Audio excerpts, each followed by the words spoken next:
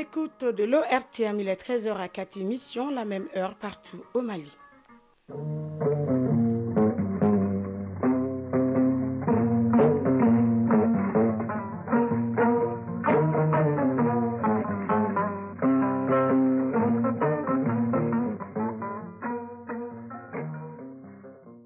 Le journal, Aïssata Saliou Maïga. Mesdames et messieurs, bonjour et merci de choisir Radio Mali pour vous informer. Les titres. Aujourd'hui, c'est le 33e anniversaire de l'avènement de la démocratie au Mali. Le président de la transition a déposé une gerbe de fleurs ce matin sur le monument aux martyrs. Selon le colonel Assimi Goïta, il est temps d'évaluer le chemin parcouru et de se projeter vers un avenir radieux. L'association malienne de lutte contre le glaucome a célébré ici à Bamako la journée internationale de lutte contre le glaucome, une journée qui vise à sensibiliser au dépistage et au traitement précoce du glaucome. C'était à la faveur d'une conférence de bas. Dans ce journal, on va s'intéresser à la bonne manière d'attacher le pagne. Attaché de la droite vers la gauche, le pagne est porté pour les cérémonies sociales et autres. Et le pagne demeure un fidèle compagnon de la femme africaine. Dans la page sport, on parlera du match amical Mali-Nigeria qui se jouera ce soir à Marrakech. Il sera également question du tournoi international de l'amitié de basket des moins de 18 ans, filles et garçons. Aujourd'hui, Ousmane Daou, dans sa chronique, s'intéresse à l'association pour la région de Djoïla, une association au service de développement dans toutes ses composantes. Mesdames et messieurs, une fois de plus, bonjour et bienvenue aux informations. Je vous le disais à l'instant dans les titres, après 33 ans d'exercice, l'heure est venue pour faire le bilan de la démocratie malienne afin d'évaluer le chemin parcouru et de se projeter dans l'avenir avec sérénité. Ces mots sont du président de la transition. Le colonel Assimi Goïta a sacrifié à la tradition en déposant ce matin une gerbe de fleurs au pied du monument des martyrs. Par ce geste solennel, le chef de l'État rend ainsi hommage à nos dignes fils pour leur lutte héroïque qui a permis l'avènement de la démocratie au Mali. Il a saisi l'occasion pour saluer les efforts du gouvernement et des opérateurs économiques qui ont permis la disponibilité et l'accessibilité aux produits de première nécessité pendant ce mois de Ramadan. Retour sur une cérémonie chargée d'émotions avec Bourama Traoré. Pour ce jour historique au Mali, le monument des martyrs affiche un nouveau visage, un symbole du combat mené par le peuple malien pour la restauration de la démocratie et de l'état de droit. Ce mardi est donc un jour de souvenir où les gestes et les mots s'unissent pour exprimer un même sentiment, l'émotion dans toute sa profondeur.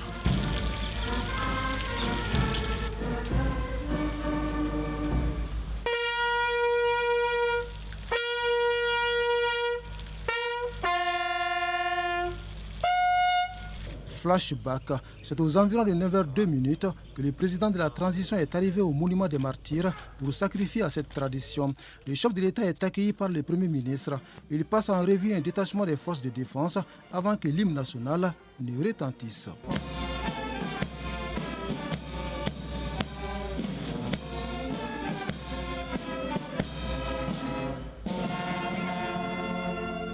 Au-delà du rituel, le 26 mars reste un symbole fort pour les Maliens. Une journée d'hommage aux victimes de la répression de mars 1991, il y a exactement 33 ans. Du geste, il y en a eu, mais aussi des mots de reconnaissance. C'est pour moi un devoir. Colonel Assimi Goïta, président de la transition. En ce jour qui marque le 33e anniversaire de la journée des martyrs, de rendre hommage à ceux qui ont consenti le sacrifice ultime pour l'avènement d'un Mali démocratique, un Mali prospère et juste. Et prions pour le repos éternel de tous nos martyrs. Cependant, au-delà de la célébration de cette journée, il s'agit en réalité pour nous de faire le bilan de la démocratie malienne après 33 années d'exercice. Et cela nous permettra non seulement d'évaluer le chemin parcouru afin de se projeter dans l'avenir, avec sérénité. Se projeter dans l'avenir avec plus de sérénité et surtout de confiance pour honorer la mémoire de nos martyrs. L'hommage à ces dignes fils est suivi avec attention par les membres du gouvernement, les présidents d'institutions, les diplomates accrédités au Mali, les acteurs du mouvement démocratique et de nombreux citoyens. Une belle mobilisation pour un événement d'une grande portée nationale et au saveur de l'actualité. Je voudrais aussi féliciter et remercier toutes les Maliennes et tous les Maliens pour leur résilience face aux multiples défis, tout en les invitant à se réunir davantage autour de l'essentiel qui est notre patrie. Comme vous le savez, la célébration du 26 mars de cette année est coïncide avec le mois de Ramadan, qui est un mois par excellence de grande consommation des produits de première nécessité. Et je profite aussi de l'occasion de féliciter le gouvernement et tous les opérateurs économiques pour avoir pris toutes les dispositions afin que ces produits soient disponibles au Mali et dans tous les marchés. Des marchés bien approvisionnés, ce qui est en phase avec une autre priorité des autorités, celle d'améliorer les conditions de vie des Maliens. Un des combats également de nos martyrs. 33 ans après, leurs souvenirs restent vivaces dans la mémoire collective et les sacrifices consentis continuent d'inspirer les générations actuelles dans leur lutte pour un Mali plus libre et plus démocratique.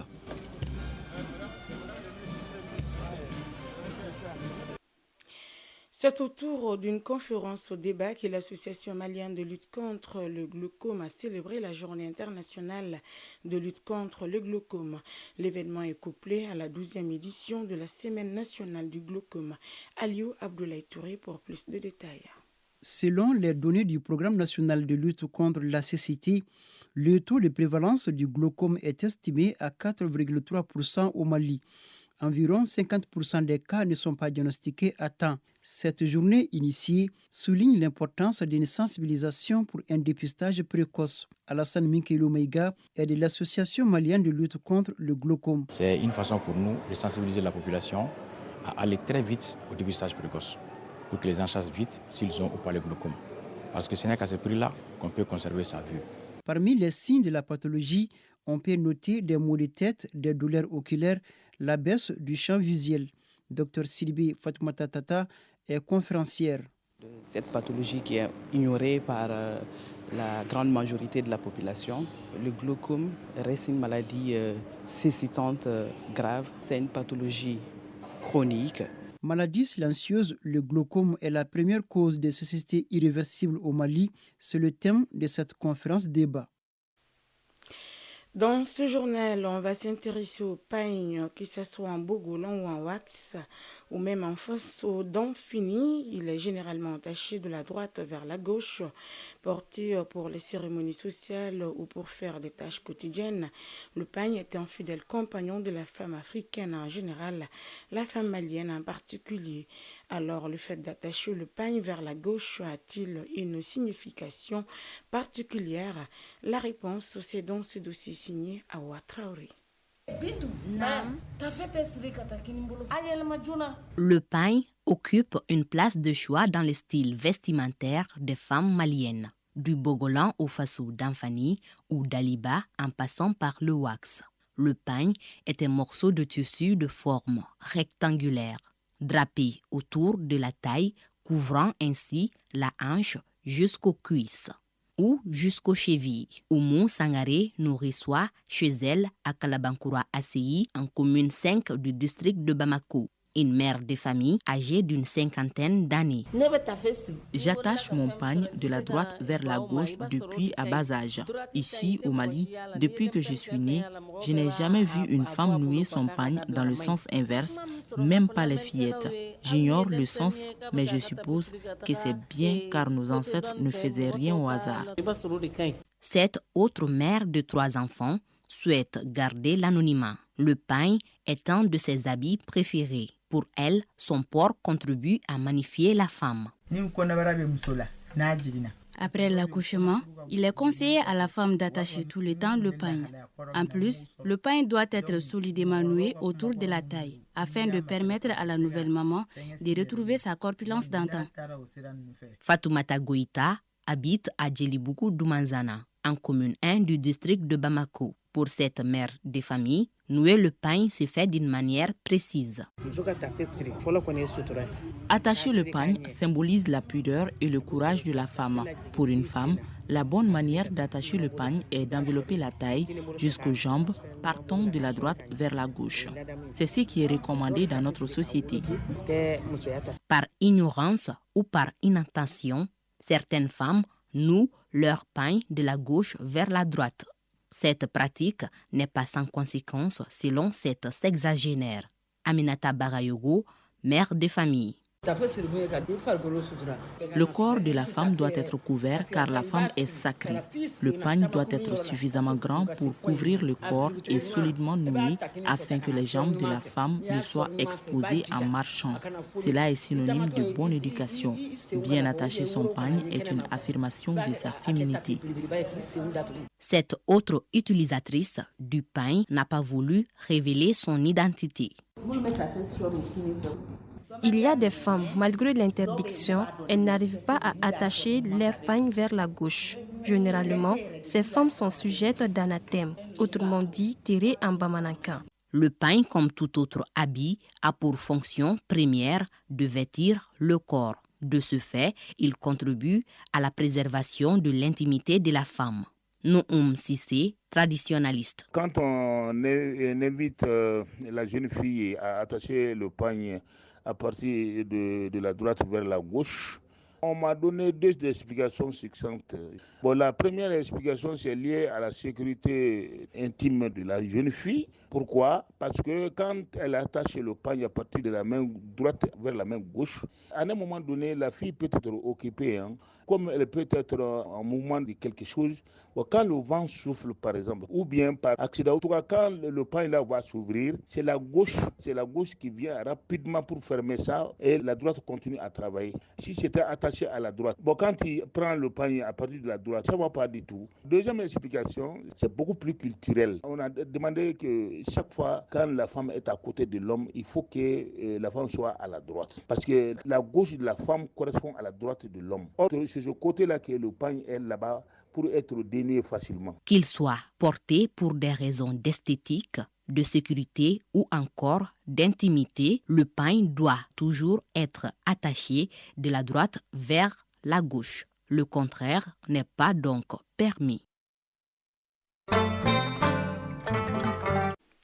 Quelques mots de l'actualité hors du chinois à prison. C'est un coup de téléphone qui restera dans l'histoire du Sénégal, moins de 24 heures après la fermeture des bureaux de vote pour le premier tour de la présidentielle du 24 mars 2024. Amadou Ba, ex-premier ministre et candidat de la majorité, a appelé l'opposant Bassirou Diomaye Faye pour reconnaître sa défaite, comme l'avait fait en 2012 l'ex-chef de l'État Abdoulaye Wade avec le jeune président d'alors Macky Sall. Bassirou Faye, 44 ans, bras droit de l'opposant Ousmane Sonko depuis 10 ans, va ainsi accéder aux plus hautes fonctions de l'État. Les députés du Togo ont adopté lundi 25 mars au soir une nouvelle constitution changeant l'actuel régime présidentiel en régime parlementaire, donnant désormais le pouvoir au Parlement d'élire le président de la République. Le président sera désormais choisi sans débat par le Parlement et réuni en congrès pour un mandat unique de 6 ans, d'après le nouveau texte lu à l'Assemblée nationale et validé avec 89 voix pour, une contre et une abstention. On ignore à ce stade à quelle date le texte entrera en vigueur. Jusqu'alors, le mandat du président togolais élu au suffrage direct était de 5 ans, renouvelable une fois. Le chef du mouvement islamiste palestinien Hamas est en visite à Téhéran mardi. Ont rapporté les médias d'État. Le chef du bureau du Hamas rencontrera le ministre iranien des Affaires étrangères, a annoncé l'agence de presse gouvernementale IRNA. Une guerre oppose le Hamas à Israël depuis octobre à Gaza. Les raids aériens et les affrontements se poursuivent dans la bande de Gaza malgré une première résolution de l'ONU exigeant un cessez-le-feu immédiat dans le territoire palestinien et qui a suscité santé, l'IR d'Israël. Le ministère de la Santé du Hamas a annoncé un nouveau bilan de 32 414 personnes tuées dans la bande de Gaza depuis le début de la guerre entre Israël et le mouvement islamiste palestinien le 7 octobre. Une bouffée d'oxygène pour Donald Trump. La Cour d'appel de l'État de New York a ramené lundi 25 mars à 175 millions de dollars la somme que l'ancien président américain doit payer à la suite de sa condamnation au civil pour fraude financière. Elle lui a donné 10 jours pour rassembler cette somme alors qu'il avait initialement été condamné à 454 millions de dollars d'amende avec ses fils Eric et Donald Jr. pour fraude financière au sein de leur empire immobilier, la Trump Organization. Donald Trump avait précédemment jusqu'à lundi pour fournir la garantie qu'il paierait les 454 millions, jugement dont il a fait appel. Les trois hommes risquaient de voir leur patrimoine immobilier saisi et leurs comptes bancaires gelés par la procureure générale locale, Letitia James, qui les a traînés en justice en octobre 2022. Le ministre de l'Économie et des Finances, chef de la délégation malienne, a rencontré hier en marge du Forum international sur l'énergie atomique le directeur général de la Corporation d'État de l'énergie atomique russe, Rosatom. La feuille de route signée avec le Mali ainsi que les projets en cours avec les filiales du géant russe du nucléaire étaient au cœur des échanges entre les deux personnalités. Pour plus de précision, je vous propose d'écouter le ministre de l'Économie et des Finances, Luceni Sanou, au micro de nos envoyés spéciaux Yaya Konaté et Adama Kamara. Nous avons présenté les condoléances du peuple malien et de tout le gouvernement, du président de la transition, suite à la tragédie qu'ils ont connue, le terrorisme barbare qui a fait plus de 137 morts à date aujourd'hui. Nous avons donc, à la suite du président, confirmé que le Mali et la Russie restent engagés dans la lutte contre le terrorisme sous toutes ses formes et que nous ne ménagerons aucun effort et que nous les soutiendrons également nous aussi du mieux que nous pouvons dans la lutte de la Russie contre le terrorisme. Maintenant, s'agissant des deux sujets majeurs, le premier sujet a concerné le domaine de l'énergie. Donc il y a non seulement l'énergie nucléaire dont il a été question. Donc la feuille de route va tracer le cadre de cette coopération.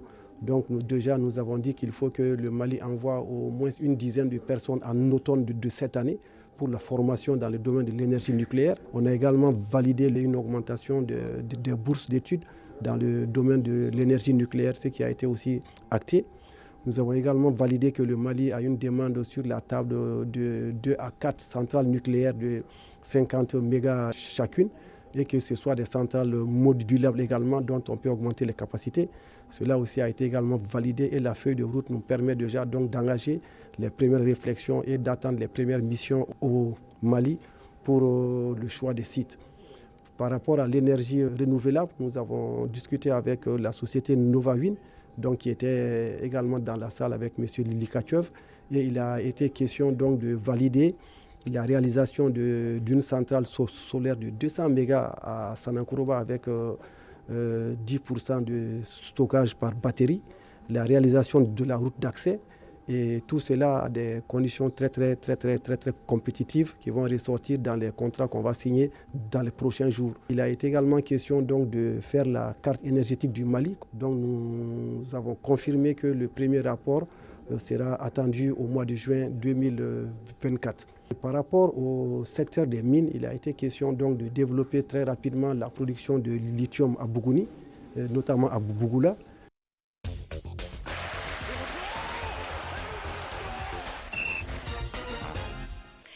L'actualité sportive, c'est avec vous, c'est Lagatou Sissi. Bonjour. Bonjour, salut Omega. Match amical international Mali-Nigeria. Les deux sélections nationales ont rendez-vous ce soir à Marrakech, au Maroc, pour préparer les éliminatoires de la Coupe du Monde 2026. Oui, coup d'envoi 21h temps universel. C'est le deuxième match de préparation des Aigles du Mali après la victoire 2-0 vendredi dernier face à la Mauritanie. Ce mardi contre les Super Eagles du Nigeria.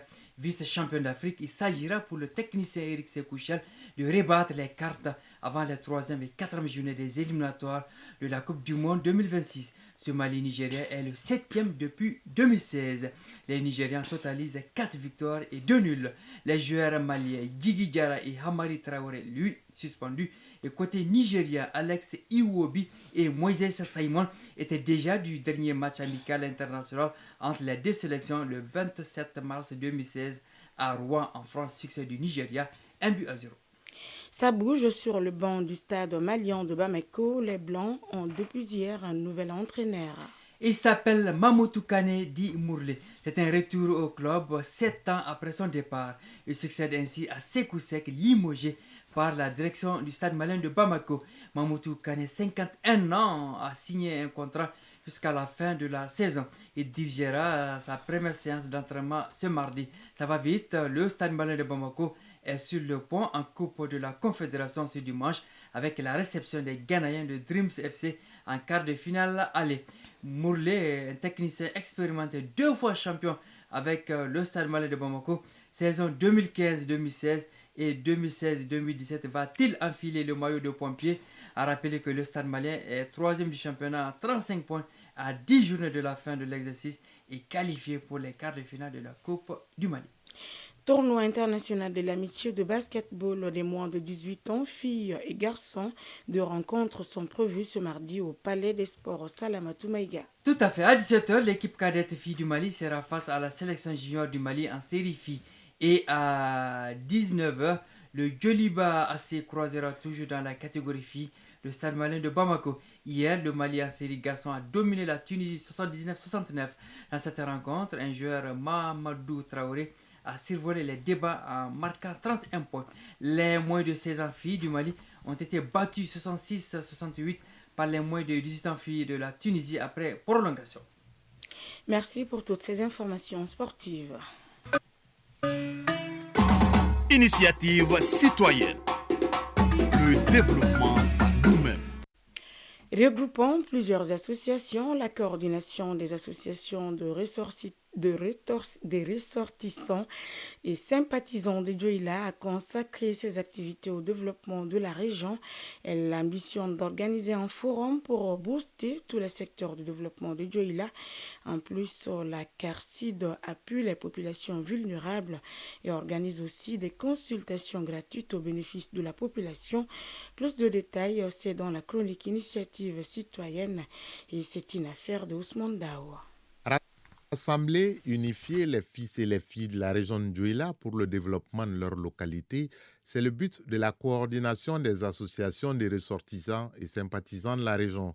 Elle essaye depuis quelques années de réunir les conditions pour permettre aux populations d'avoir un cadre de vie sain, mais aussi de les soulager à travers des consultations médicales gratuites. Soli Kone, premier vice-président de la coordination des associations de ressortissants et sympathisants de la région de Dioïla. Nous avons pu contribuer pour soulager la douleur, par exemple, des populations lors des inondations qui ont eu lieu à l'intérieur de la région.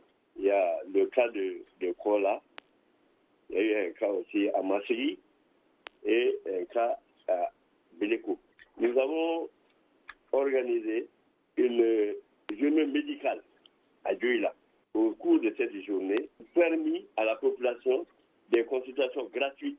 Ces consultations ont abouti même à des interventions chirurgicales, des petites chirurgies.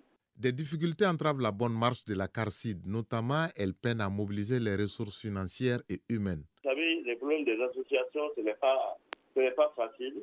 Ce n'est pas très facile de mobiliser les gens autour des objectifs des associations.